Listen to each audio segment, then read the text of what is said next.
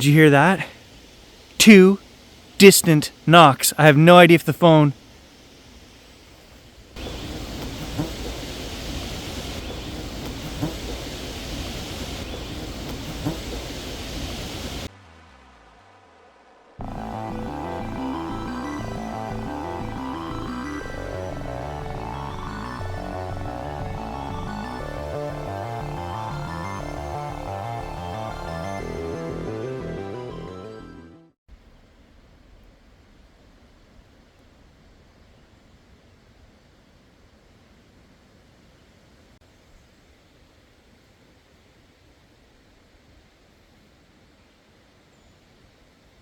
I was just checking a couple 100 meters into the swamp behind the house for the owlets.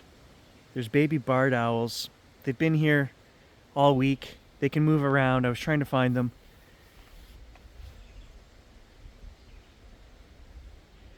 And I just heard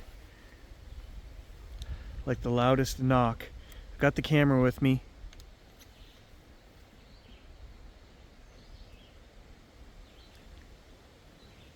Oh, I'm getting full shivers down my neck. I heard a knock, and then it sounded like a tree crashing down.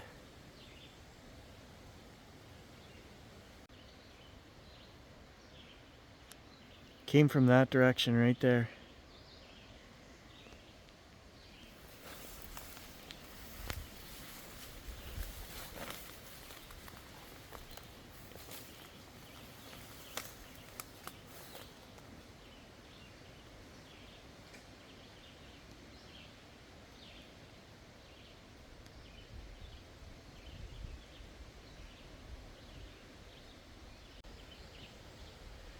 I mean, it's a little bit windy right now.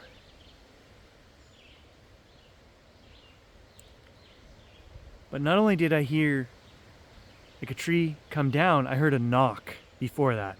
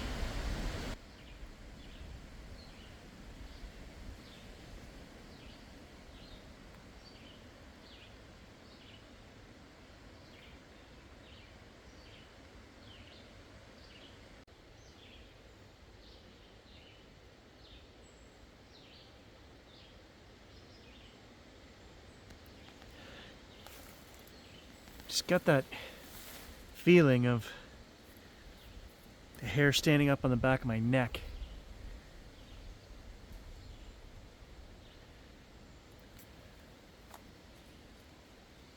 I don't see my owls anywhere.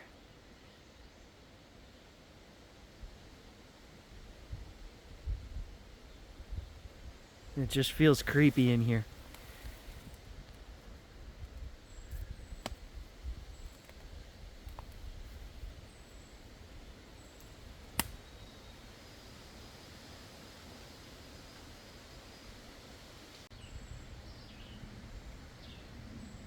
How's that for creepy?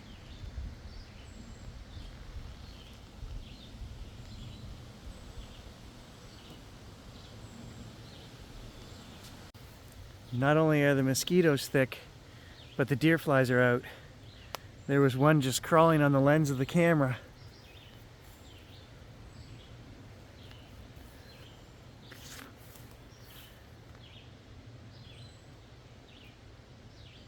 It's hot.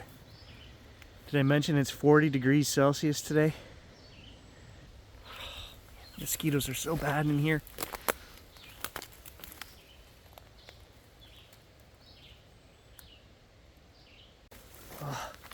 Can't take it anymore. I gotta get out of here.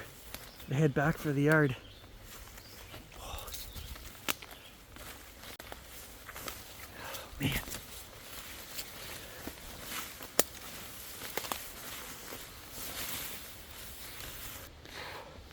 Oh, I'm literally covered in deer flies and mosquitoes right now. Oh, God.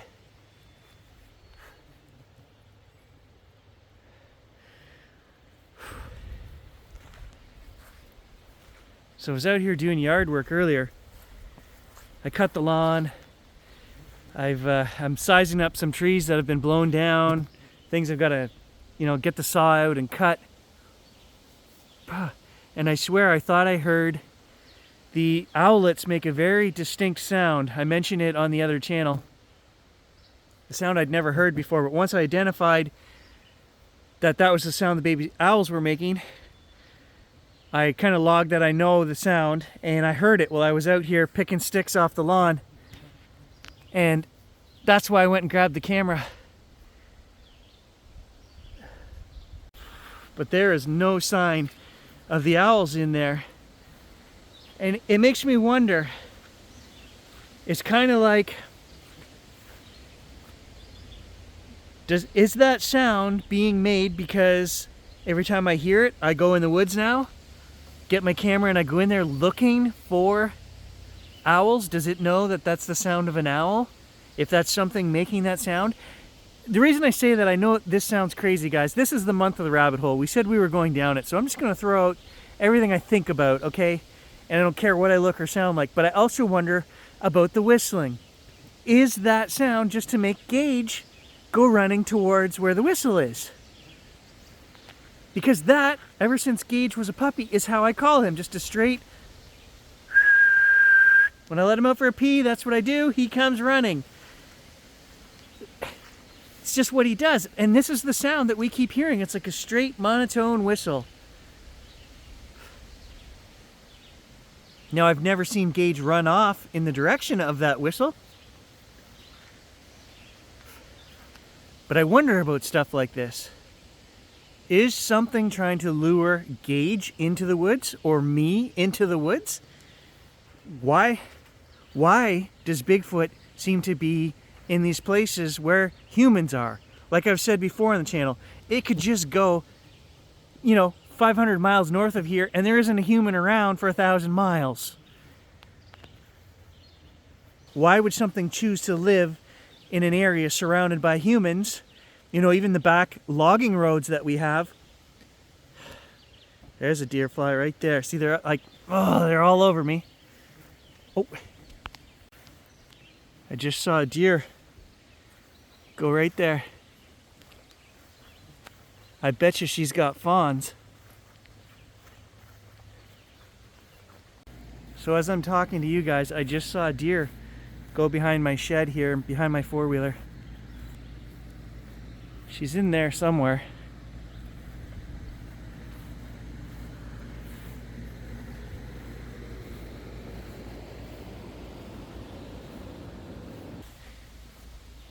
The deer do come here in my yard to have their young,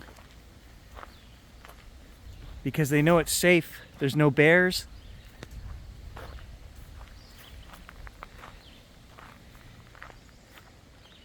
And usually right in here there's a clearing.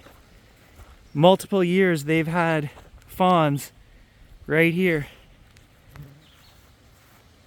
Right in that clearing. When I say have had fawns, I mean they've given birth right there in that clearing. And the one year I got some fantastic photos and video of the fawn being born, and then photos of its first shaky leg, standing up, and yeah, just moments after it was born. But anyway, these bugs are terrible. So also I had a company this morning send me an email saying that they loved my channel, my Bigfoot, and you can see it was copied and pasted. It was highlighted, Bigfoot activity. They copied it off of one of my videos somewhere. Anyway, they have a infrared attachment for the phone. I don't know what you call it. It's a lens, but it's also, it's a thermal. It plugs in to the end of your camera and your phone, I guess, and uses, it has its own lens. I don't know. Anyway, I told them I would happily take the product and review it.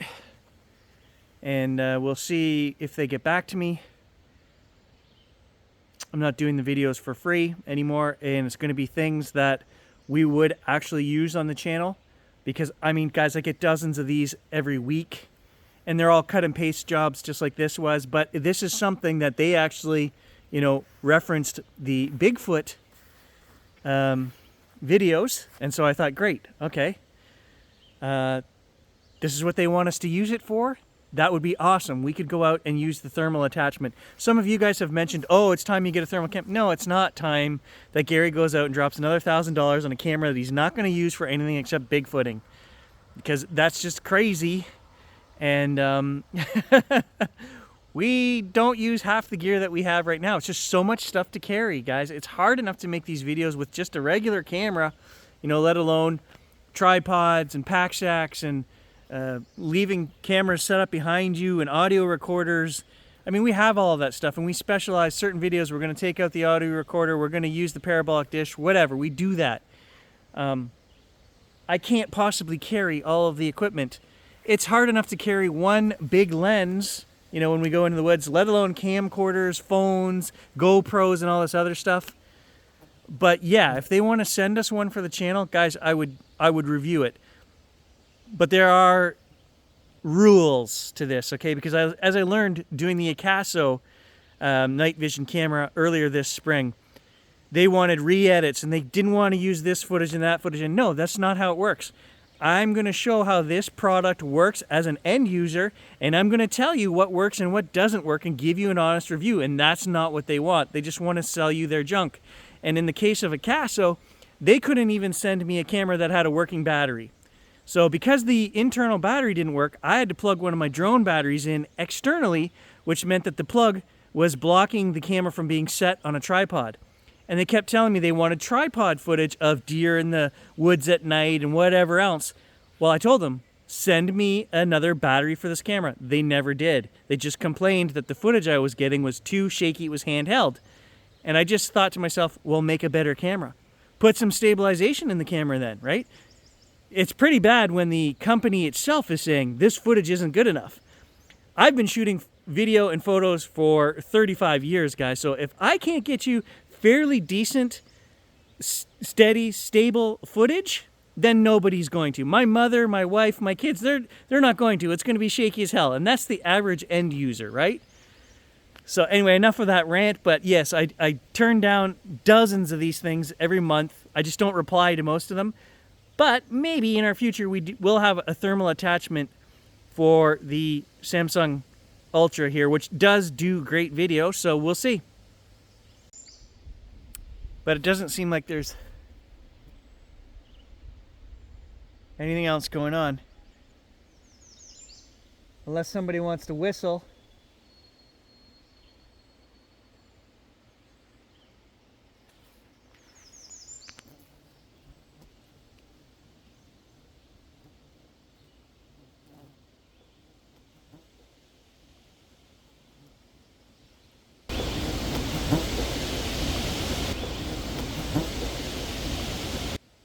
Did you hear that?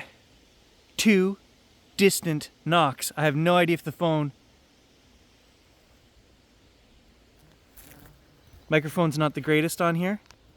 2 knocks from back there in the swamp. Way back there, farther than where that tree was. But I mean, that was 20 minutes ago, so... Hunting, Gary would say... Geez, I don't, guys...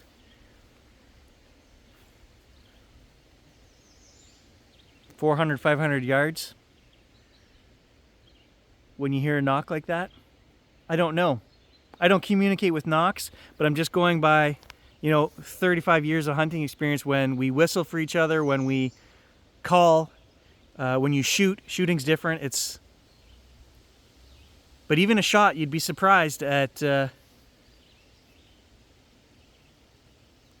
know, I mean, you can The distance when a shot doesn't sound loud anymore is not as far as you would think, especially when you're surrounded by foliage, right? When the leaves are all up like that, it acts like an insulator. So when I hear 2 knocks distant on the edge of hearing, I'm going to say that's no more than 600 meters in there. So in the 20 minutes that we just walked over there to go check out that deer and around my front yard and back here, could something have left here? You know, 200 meters, 150 meters we were in there looking for owls. Could it have gone another 400 meters or, you know, something, there's another one I got. I gotta get out of here, these are killing me. But that, okay, where I'm going with this is knocks. That's not the wind. I was gonna say, you know, the tree coming down, that could be wind. I heard a knock before that. That's not the wind. Those 2 knocks are not the wind.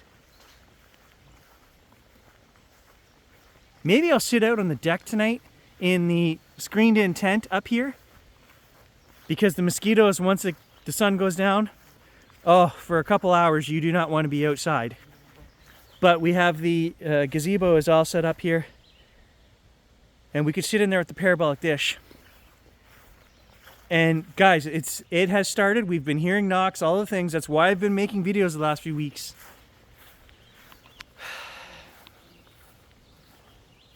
I'm hoping that the knocks were captured on here, but I don't know.